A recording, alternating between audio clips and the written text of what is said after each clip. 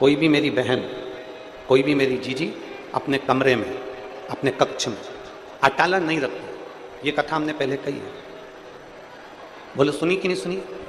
बोलो तो जम के सुनी है ना, कि कोई भी बहन, कोई भी माता, कोई भी स्त्री, कोई भी पुरुष अपने सोने वाले कमरे में, जिस कमरे में वो सोते हैं, जिस कमरे में वो विश्राम करते हैं, जिस कमरे में वो आराम करते हैं, उस कमरे में अटाला नहीं रखते, कबाड़ा नहीं रखते, कचरा नहीं रखते, बेकार सामान नहीं रखते। जो काम की चीज है उसी को वो अपने कमरे में रखते हैं, जो अच्छी चीज है उसी को वो अपने कमरे में रख रहे हैं। जब हम और आप अपने कमरे में कोई कचरा नहीं रखते, हम और आप अपने कमरे में कोई कबाड़ा नहीं रखते, हम और आप अपने कमरे में कोई बेकार सामान नहीं रखते, तो भोलेनाथ अपनी पृथ्वी पर किसी बेकार को नहीं रखते, सबको अच्छा ही रखते हैं। जो काम का है,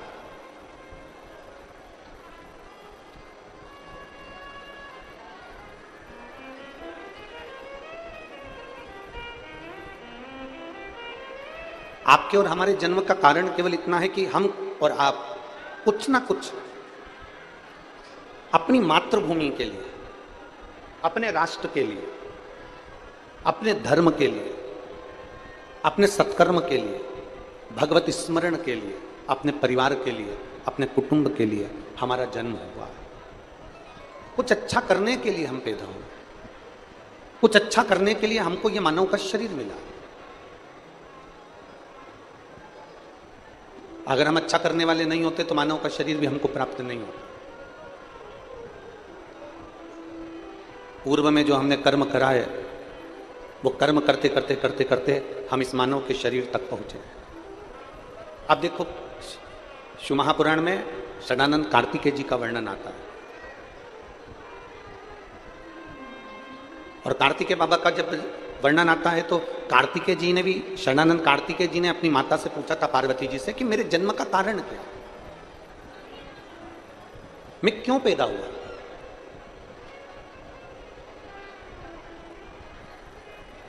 हमारे जन्म का कारण है क्या। और मेरी जितनी माताएं बैठी हैं, जितने मेरे भाई बैठे हैं अपने भीतर, कभी भी इस बात के लिए दुखी मत होना कि मैं किसी काम का नहीं हूँ, मेरा कोई व्यापार नहीं है, मेरी कोई नौकरी नहीं है, मेरी कोई सर्विस नहीं है, मैं बिल्कुल फ्री हूँ, मैं बिल्कुल कोई काम का नहीं हूँ, मेरा जीवन पूरा बेकार है। ये अपनी बुद्धि में ये बात कभी लेकर मत। कभी ये मत सोचो कि मैं किसी काम का नहीं हूँ, कभी ये मत सोचो कि मैं एकदम फ्री हूँ, कभी ये मत सोचो कि मैं कोई काम का ही नहीं हूँ। कई लोग कहते हैं मेरा बड़ा भैया काम करता है, मेरा छोटा भैया काम करता है, मैं काम ही नहीं करता। कई बार अपनी घर की धर्म पत्नी भी ऐसी होती है जो अपने पति से कह देती है, देखो तुम्हारे जेठ, हमारे बड़े भैया काम कर रहे हैं, छोटे भैया काम कर रहे हैं, और तुम कुछ काम नहीं करते हो, निठल्ले जैसे रहते हो। नहीं, शिव महापुराण की कथा कह रही है, भगवान शंकर का चरित्र कह रहा है, शिव महापुराण की कथा कर रही है, भगवान देवादिदेव महादेव का चरित्र कह रहा है। कभी अपने मन में, अपनी चित्त वृत्ति में, अपने विचारों में, अपने भावों में ये लेकर मत आओ कि मैं किसी काम का नहीं हूं। आप किसी काम के नहीं हो ना, तो एक काम करना चालू करो, वीरान पड़ी हुई भूमि पर, वीरान पड़े हुए जगहों पर एक एक वृक्ष लगाना प्रारंभ कर दो बेलपत्री के, या गौ माता की सेवा करना प्रारंभ कर दो, या किसी शिवालय में जाकर शंकर के मंदिर में सेवा करना प्रारंभ कर दो। पर गलत सोच अपने भीतर मत लाओ कि मैं किसी काम का नहीं।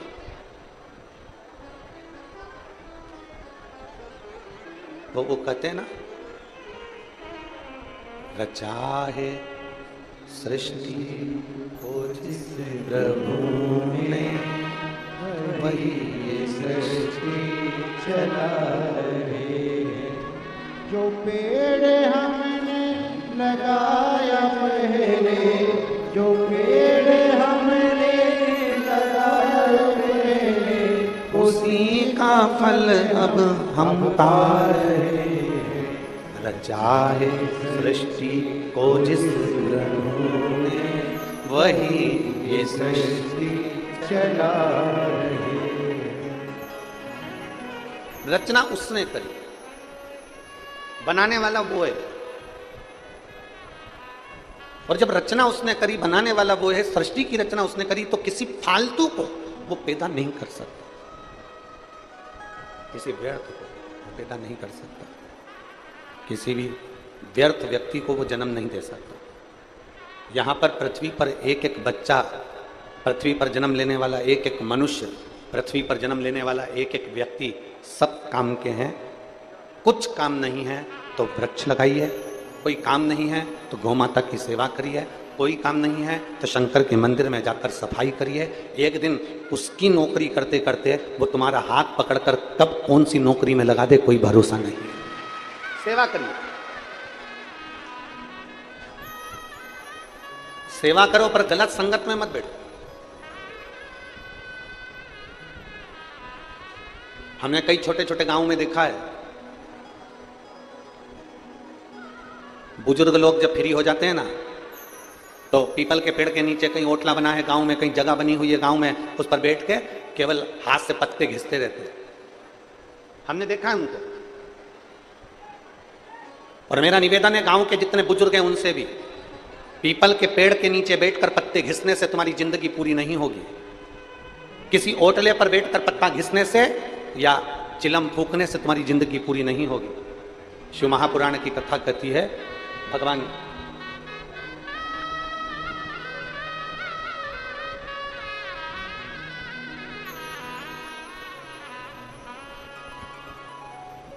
किसी ओटले पर बैठकर पत्ते घिसने से या व्यर्थ की बात करने से तुम्हारी जिंदगी पूरी नहीं होगी।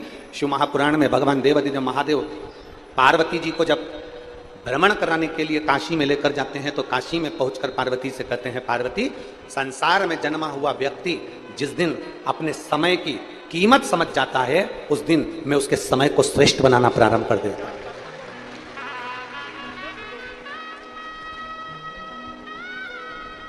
आप समय की कीमत को समझो।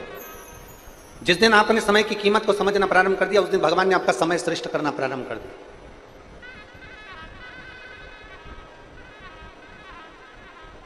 जिस दिन आपने समय की कीमत को जानना प्रारंभ कर दिया कि मेरा समय मुझे अमूल्य बनाना है, कीमत वाला बनाना है, मेरा समय व्यर्थ नहीं जाना चाहिए। अब यहां पर देखो, अब यहां पर जितने लोग आए ना,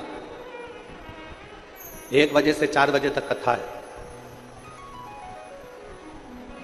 जो जानते हैं कि कथा की कीमत क्या है, जो जानते हैं कि शिव महापुराण सुनने के बाद मेरा बाबा मुझे खाली नहीं भेजेगा, वो अपनी कथा में चित्त लगाकर, मन लगाकर, मौन होकर आराम से कथा को सुनते हैं, अपना ध्यान पूरा कथा में लगाकर बैठते हैं।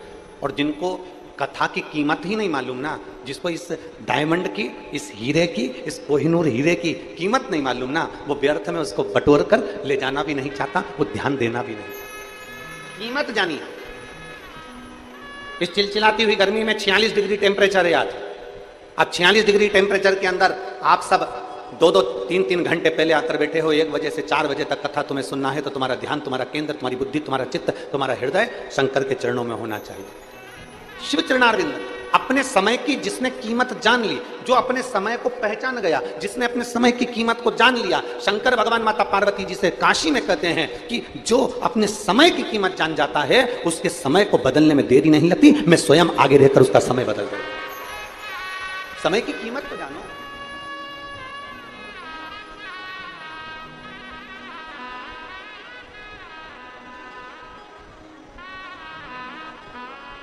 कलियुग में ये कलिकाल चल रहा है। कलियुग में कोई आपको स्वीकार करने को तैयार नहीं होगा। पत्नी ने जो वचन किए, पत्नी ने जो बात करी, पति हो सकता है उसको स्वीकार करे ना करे। पति ने कुछ कहा, पत्नी स्वीकार करे कि नहीं करे मालूम नहीं। भाई ने कुछ कहा, भाई स्वीकार करे कि नहीं मालूम नहीं। बहन स्वीकार करे कि नहीं मालूम नहीं। माता पिता स्वीकार करे मालूम नहीं। अड़ोसी पड़ोसी तुम्हारी बात को स्वीकार करे कि नहीं करे पता नहीं। समाज के लोग आपकी बात को स्वीकार करें ना करें, पर दुनिया के लोग इस कलिकाल में आपकी बात को स्वीकार करें चाहे ना करें, पर इतना पक्का है कि दुनिया के लोग समय निकालकर आपका शिकार जरूर कर लेंगे, पर आपकी बात को स्वीकार नहीं करेंगे। आपका स्वीकार कर लेंगे। दुनिया के लोग लगे रहेंगे कि मौका मिलना चाहिए कहने के लिए। जैसे ही कोई मौका मिला ना और आप किसी पड़ोसन के दरवाजे पर रोने के लिए गए, आप किसी पड़ोसन के दरवाजे पर अपनी बात कहने के लिए गए कि मैं तो बहुत दुखी चल रही हूं, मुझे बहुत तकलीफ है, मुझे बहुत कष्ट है, आप अपने पड़ोसी क्या कहने के लिए गए? वो पड़ोसन तुम्हारा स्वीकार करना चाहती है। वो पड़ोसन एक ना एक जगह जाकर जरूर कहेगी कि पहले तो सेठानी बनकर घूमती थी, अब जगत में रोती फिर रही है। स्वीकार नहीं करेंगे वो आपकी बात को, स्वीकार नहीं करेंगे वो आपके वचन को, वो आपका स्वीकार करेंगे। इसलिए शिव महापुराण की कथा कहती है, जगत में किसी के आगे मत जाकर रोइए, द्रौपदी से सीख लो। द्रौपदी ने अपने धृतराष्ट्र गांधारी काका ससुर से कहा, मेरा चीर खींच रहा है। काका ससुर तुम तो बोलो। धृतराष्ट्र कहते हैं मेरी आंखें नहीं है। गांधारी कहती है मेरी आंखों पर पट्टी बंधी है। भीष्म पितामह कहते हैं मैंने दुर्योधन के घर का अन्न खाया है। गुरु द्रोणाचार्य मना कर देते हैं, सारी की सारी सभा मना कर देती है। पांडव तक उठकर द्रौपदी के चीर को नहीं बचाते। तब द्रौपदी को समझ में आ गया कि यह पूरा संसार केवल देखने वाला है और तुम्हारे पर ठिठोली करने वाला है। यह पूरा संसार केवल तुम पर उंगली उठाने वाला है। यह पूरा संसार केवल तुम्हारी खामियां देखने वाला है। यह पूरा संसार तुम्हारी गलतियों को छांटने वाला है। तुम्हारी अच्छाई तुम कितना भी कर लो, अच्छाई थोड़े दिन करोगे लोग भूल जाएंगे, पर बुराई जीवन पर्यंत तक निकालते रहेंगे। द्रौपदी समझ गई ये यहां जितनी सभा में बैठे हैं ये कोई मेरा साथ नहीं देंगे। जब द्रौपदी ने जान लिया कि यह सब व्यर्थ है, तब द्रौपदी ने भगवान कृष्ण को पुकारा और मेरा ठाकुर आकर द्रौपदी का चीर बढ़ाकर चला गया। एक दिन आप भी जान जाओगे, नाते रिश्ते कुटुंब कबीले परिवार से सब सब सब जितने भी हैं इनको पहचान जाओगे एक दिन। और अंत समय प्रभु वचन दिया तो निभाना पड़ेगा। आए ना आए प्रभु कुटुंब कबीला, अंत समय प्रभु आना पड़ेगा। वचन दिया तो निभाना पड़ेगा। शिव ने जन्म दिया, शिव तक की यात्रा है।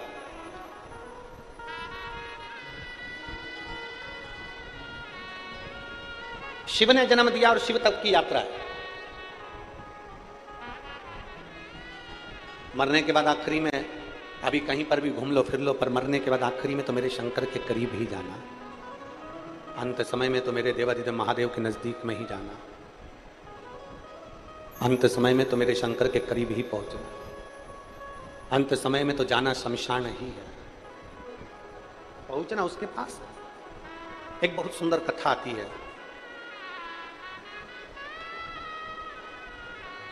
भक्तमाल में एक संत गोरा कुमार की कथा आती है। गोरा कुम्हार था। मिट्टी के बर्तन बनाते थे और मिट्टी के बर्तन बनाकर उसको बेचकर अपना यापन किया करते थे। गोरा कुमार जिनकी माता का नाम रुक्मणी था और पिता का नाम माधव जी था। गोरा कुमार तो पंडरीनाथ, हरिविठल, भगवान विष्णु के भक्त थे, पर इनके जो माता पिता थे रुक्मणी और माधव। गोरा कुमार के जो माता पिता हैं श्री रुक्मणी जी और माधव जी, ये दोनों भगवान शंकर कालेश्वर महादेव का पूजन करते थे। हमने पहले भी कथा में कहा, आज फिर कहते हैं, एक आराधना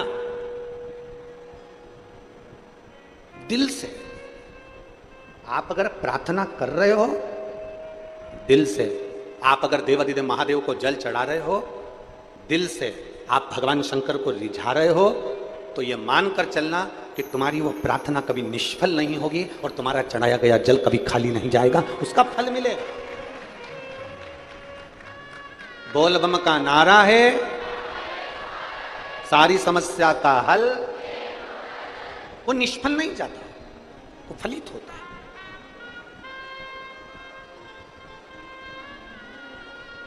और शंभो शरणे पड़े, मांगो घड़ी रे घड़ी, दुख काटो दया करी दर्शन शरणे मांगू घड़ी रे घड़ी दुख काटो दया करीने दर्शन आपो। गोरा कुमार के माता पिता रुक्मणी जी और माधव जी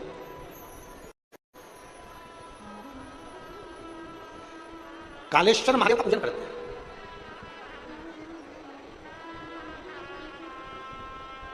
अब देखिएगा जरा, दोनों पति पत्नी के अलग अलग नियम है। गोरा कुमार के जो माता पिता हैं उन दोनों के शंकर जी को रिझाने के अलग अलग नियम। मेरी जीजियों, आप शिव जी के मंदिर में कैसी पूजन करती हो ना, करो। और आपकी पड़ोसन से निवेदन है कि आपकी पड़ोसन को देखकर पूजन मत करो। आपकी पड़ोसन को देखकर पूजन मत करो कि उसने कंकु चढ़ाया तो मैं भी चढ़ाऊंगी, उसने चंदन चढ़ाया तो मैं भी चढ़ाऊंगी, उसने चावल चढ़ाया है तो मैं भी चढ़ाऊंगी, उसने कमलगट्टे चढ़ाए हैं तो मैं भी चढ़ाऊंगी। अब तुम्हारे पास में अगर वो चीज नहीं है तो तुम जाकर अपने पति से कहोगी, पति चिड़चिड़ाएगा, मैं कहां से लाके दूं बाजार में, मैं नहीं जा रहा, धूप पड़ रही है, गर्मी पड़ रही है, मेरे को नहीं लाना, और वो चिड़चिड़ करेगा। और मान लो चिड़चिड़ कर कर अगर वो कमलगट्टा ले भी आया, चिड़चिड़ करके वो काली मिर्च ले भी आया, चिड़चिड़ करके गुस्सा कर कर अगर उसने थोड़ा वो सामान तुम्हें लाकर भी दे दिया और वो सामान तुम शंकर जी को चढ़ाओगी तो भगवान शंकर स्वीकार करेंगे क्या? जम के बोलो जरा, नहीं करेंगे। प्रेम से लेकर आता ना तो भगवान स्वीकार कर ले, स्नेह बस लाता ना तो भगवान स्वीकार कर ले, पर प्रेम से लाया ही नहीं ना। अब यहां माताएं बैठी हैं, सावन के महीने में हम पार्थिव शिवलिंग का पूजन कराते हैं। अब कई माताएं ऐसी हैं कि वो सामान में अपने पति से जाकर कहती, सुनो सभी पत्र लाके दो, सुनो लौंग लाकर दो, सुनो ये ला कर दो, सुनो वो ला कर दो। पति गुस्सा कर जाए, पति चिड़चिड़ा हो जाए, बेटे गुस्सा कर जाए, बेटे चिड़चिड़े हो जाए। तो शिव महापुराण की कथा कहती है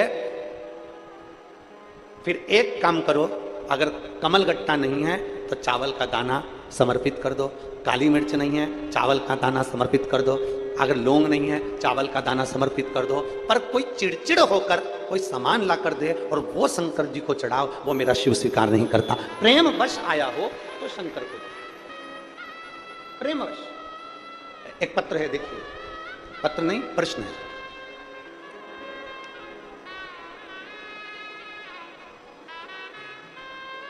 गुरुजी, क्या घर के मंदिर में शिवलिंग और शिव परिवार दोनों एक साथ रख सकते हैं?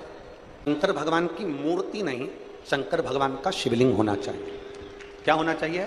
शिवलिंग। और शिवलिंग है, और कई लोग कहते हैं गुरुजी अब हमारे पास में शिवलिंग है तो क्या नंदी भी रखना जरूरी है? तो शिव महापुराण की कथा कहती है घर के अंदर शिवलिंग अगर रखा हुआ है, घर के अंदर शिवलिंग अगर रखा हुआ है तो नंदी हो तो ठीक, नहीं हो तो आप और हम जब बाबा को रोज प्रणाम करते हैं तो हम भी नंदी से कम नहीं होते हैं। हम भी नंदी से, आप और हम बाबा को प्रणाम कर रहे हैं तो आप भी और हम भी शिव के उपासक हैं। अब कहा शिवलिंग रखें तो क्या साथ में पार्वती जी रखना जरूरी है, कार्तिकेय रखना जरूरी है, कि गणेश जी रखना जरूरी है? तो गणेश जी तो सबके घर में पहले से रहते हैं। बोलो सही है कि गलत है? जम के बोलो जरा। अब पार्वती जी की बात आई तो सब जितने भी बैठे हो ना, सबके घर में कुल देवी तो होती ही है। माता जी का फोटो होगा, माता जी का चित्र होगा, कुछ ना कुछ माता का स्मरण होगा। और नहीं होगा तो जो शिवलिंग होता है, आपको पहले भी वर्णन किया, जैसे ये जलाधारी, ये शिवलिंग, ये पानी बह रहा है, यहाँ गणेश जी, कार्तिकेय, अशोक सुंदरी, पार्वती जी, शंकर जी, मतलब पूरा की पूरा परिवार देवादिदेव महादेव का शिवलिंग के रूप में विराजमान। अब अगला प्रश्न आता है, क्या घर के मंदिर में पीतल का शिवलिंग रखना उचित है कि नहीं है? किसी धातु का शिवलिंग या किसी पदार्थ का शिवलिंग रखना उचित है कि नहीं है? देवादिदेव महादेव की पवित्र कथा कहती है, यदि आप अपने जीवन में एक बार लिंग शिव महापुराण अगर सुनेंगे या लिंग पुराण को आप पढ़ेंगे, बाजार में से लाकर गीता प्रेस की लिंग पुराण का अगर वर्णन करेंगे तो उसके अंदर या शिव महापुराण के अंदर वर्णन किया गया भगवान विष्णु लक्ष्मी जी, इंद्रदेव, वरुण देव, गरुण देव, 33 कोटि देवी देवताओं ने सबने अपने अपने अनुकूल शिवलिंग का निर्माण किया। किसी ने पीतल का, किसी ने लकड़ी का, किसी ने पार्थिव का, किसी ने मोती का, किसी ने चांदी का, किसी ने तांबे का, किसी ने लोहे का, किसी ने माखन का, किसी ने दही का, किसी ने अन्य अन्य तरह के शिवलिंगों का निर्माण किया है। तो शिव पुराण कहती है तुम्हारे घर में अगर पीतल का शिवलिंग है तो भी रख सकते हो, धातु का शिवलिंग है तो भी रख सकते हो, मट्टी का शिवलिंग है तो भी रख सकते हो, चीनी का शिवलिंग है तो भी रख सकते हो, लकड़ी का शिवलिंग है तो भी रख सकते हो, पत्थर का शिवलिंग है तो भी रख सकते हो, भारत का शिवलिंग है तो भी रख सकते हो, स्फटिक का शिवलिंग है तो भी रख सकते हो। तुम्हारे पास में जैसा शिवलिंग है वैसे तुम पूजन करो, मेरा महादेव उसमें भी प्रकट होकर भाव से स्वीकार करो। उसमें कोई भेद नहीं है कि हमको ये शिवलिंग रखना है कि वो शिवलिंग रखना है, कि ये शिवलिंग स्वीकार करना है कि वो शिवलिंग स्वीकार करना, उसमें कोई भेद नहीं, उसमें कोई भेद नहीं। जो शिवलिंग आपके पास में आप उसका पूजन करें, जो शिवलिंग आपके करीब में आप उसकी आराधना करें, जो शिवलिंग आपके नजदीक में है आप उसकी आराधना करें, आप उसका पूजन करें। और तेरी पूजन को भगवान बना मन मंदिर। मकान बनाने के लिए प्लाट की जरूरत पड़ती है, रिटर्न नहीं आ रहा है। मकान बनाने के लिए, जम के बोलो जरा, प्लाट की जरूरत पड़ती है। और भगवान को अपने घर में बुलाने के लिए केवल निर्मल मन की जरूरत पड़ती है, अच्छे दिल की जरूरत है। मेरा वो घरदानी प्राप्त हो जाए। निर्मल मन सो मोहि पावा, मोहि छल छिद्र कपट ना भावा। निर्मल मन चाहिए।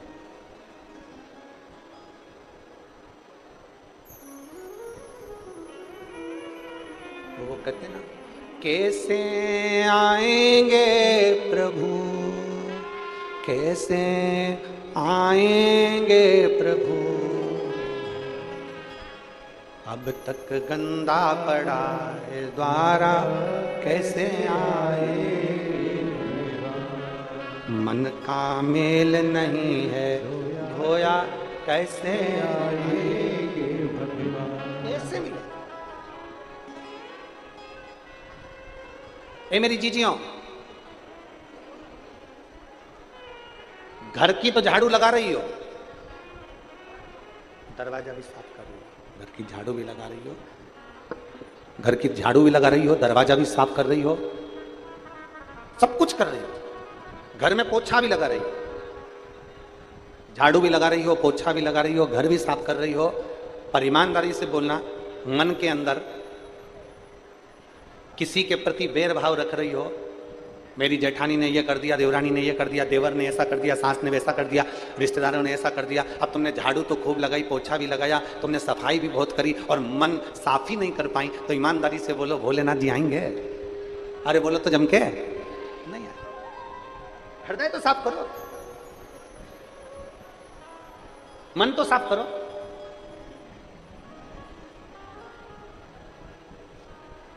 गोरा कुमार की मां, माता जी, और गोरा कुमार के पिताजी, दोनों की आराधना करने का तरीका अलग अलग है, दोनों का। तुम जैसे रिझाना चाहो वैसे रिझाओ भगवान। एक पत्र देखिए,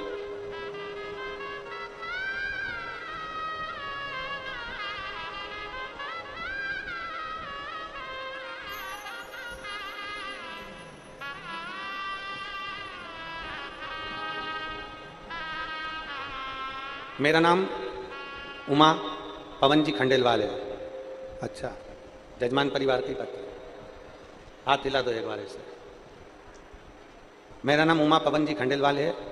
हम शिव महापुराण के बाबा की कृपा से जजमान भी बने हैं। 5 सालों से मेरी जीभ पर एक छाला था, जिसकी वजह से मुझे भोजन करने में तकलीफ होती थी। छाले को 5 साल हो गए थे। मैंने ये बात अपने घर के किसी भी व्यक्ति को नहीं बताई।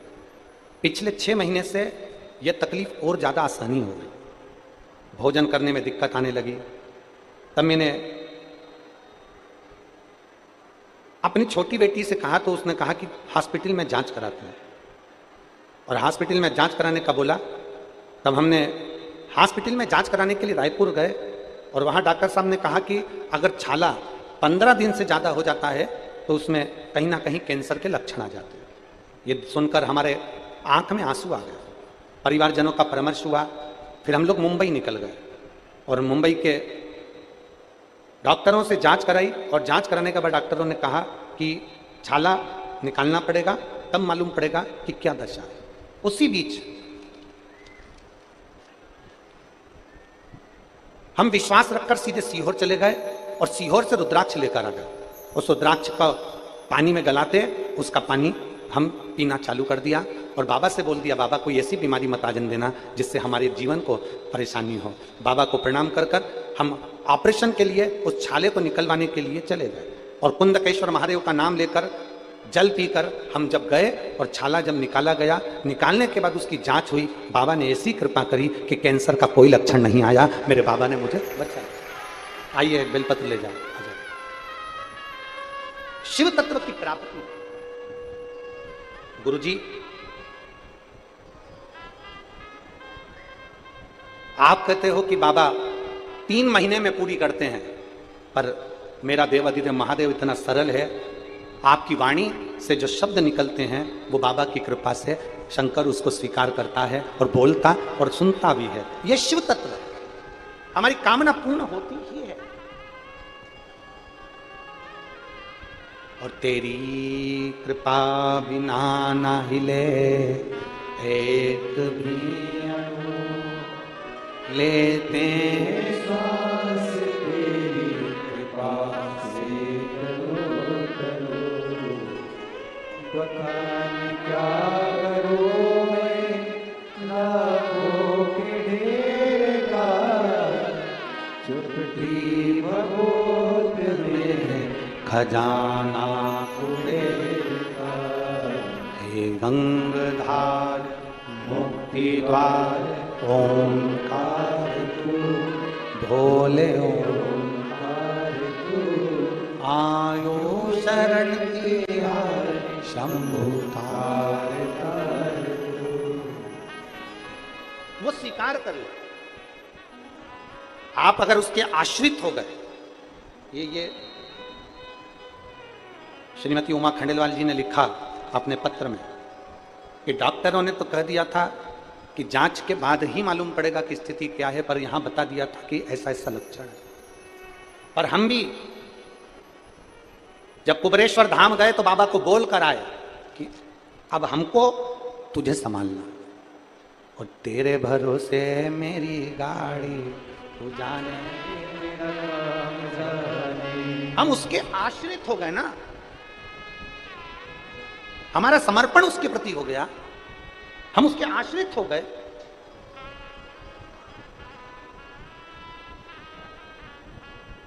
और जब हम मेरे देवाधिदेव महादेव के आश्रित हो जाते हैं, उसके समर्पित हो जाते हैं, फिर वो संभाल लेता है।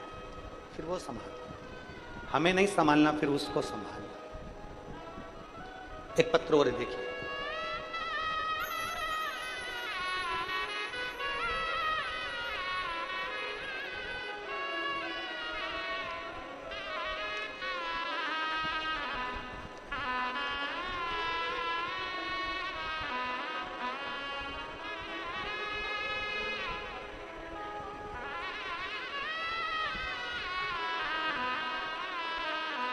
श्रीमती सरला ठाकुर,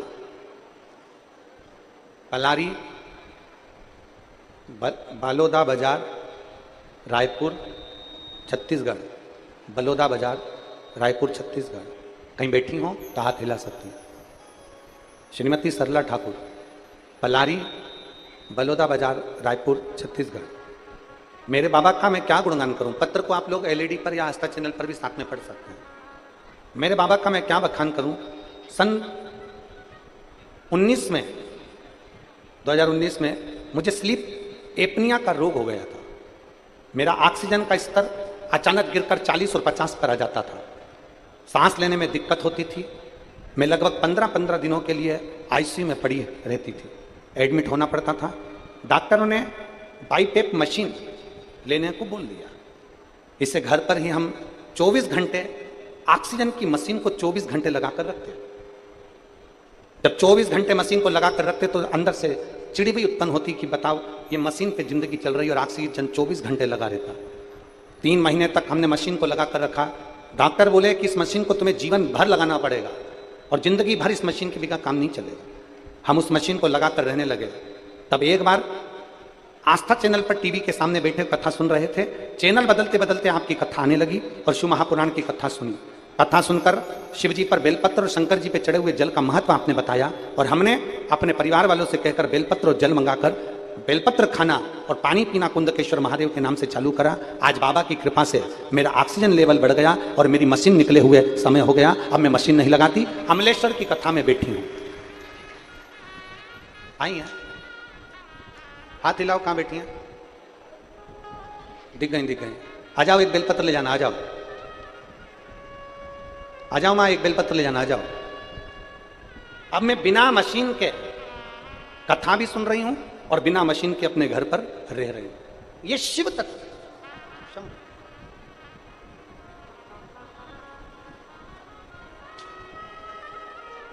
एक भरोसा केंद्रित करिए, एक विश्वास को बढ़ा लीजिए। संत गोरा कुमार जी की मां माता जी रुक्मणी, संत गोरा कुमार जी के पिता श्री माधव जी, दोनों की शिव भक्ति अलग अलग है। दोनों शंकर भगवान की भक्ति बड़ी अलग से करते हैं। और फिर निवेदन है, देखा देखी में पूजन बिल्कुल मत करो, देखा देखी में आराधना मत करो। देखा देखी में तो काम बिगड़ जाता है। हम पहले भी बोले, कक्षा 8वीं का पेपर था, एक के पीछे एक बच्चे बैठे थे और लिखने को आ गया एग्जाम में, परीक्षा में, दिल्ली की सबसे बड़ी मीनार का नाम लिखो। आगे वाले बच्चे ने लिख दिया दिल्ली में कुतुब मीनार है। पीछे वाले बच्चे ने आगे वाले बच्चे का देखकर लिख दिया दिल्ली में कुतिया बीमार है। देखा देखी में काम बिगड़ गया। हम जैसी आराधना करते हैं ना वैसी करो। आपके दिल को जो अच्छा लगे ना वैसे शंकर जी का आराधना करो। आपको अच्छा लगना चाहिए, आपके मन को अच्छा लगना चाहिए, वैसे आप शिव की पूजन करो। जैसा तुम्हारा मन करे, जैसे तुम्हारा दिल कर जाए वैसे तुम शिव की आराधना करो। अब आज के जमाने में क्या हो गया कि रोज की रोज तुम अपनी पूजन के तरीके को रोज बदल देते हो, रोज बदल देते हो। कोई महाराज आएगा, वो कह देगा कि शंकर जी पे चढ़ा हुआ पानी नहीं पीना चाहिए, तो तुम लोग वो विचार कर लोगे कि ऐसा वो इतना बड़ा पंडित जी बोल के गया था कि पानी नहीं पीना चाहिए, तो लोगों ने पानी पीना बंद कर दिया। फिर कोई कहीं का आ जाए और तुमसे कह जाए कि तुम तो रोटी भी मत खाओ, तो तुम खाना बंद कर दोगे क्या? अरे बोलो तो जम के, कर दोगे बंद? जो तुमको अकल देने आए कि शंकर पर चढ़ा हुआ जल मत पियो, शंकर पर चढ़ी हुई बेलपत्र मत खाओ, शंकर के मंदिर मत जाओ, शिवालय में मत जाओ, झाड़ू मत लगाओ, पोछा मत लगाओ, नहीं। शिव महापुराण की कथा कहती है, एक बार गीता प्रेस गोरखपुर की शिव महापुराण को अपने घर में लाओ और पढ़ो और फिर देखो कि सियोर वाला महाराज झूठ तो नहीं बोलता। एक बार उसका स्मरण करो, उसको पढ़ो,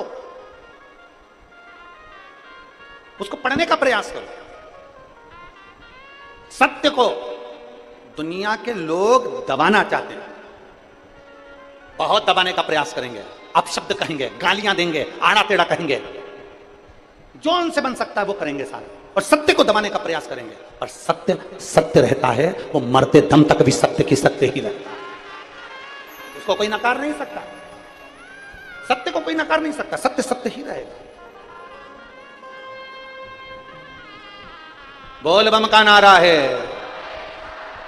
सत्य को कौन नकारेगा? आप भजन करो।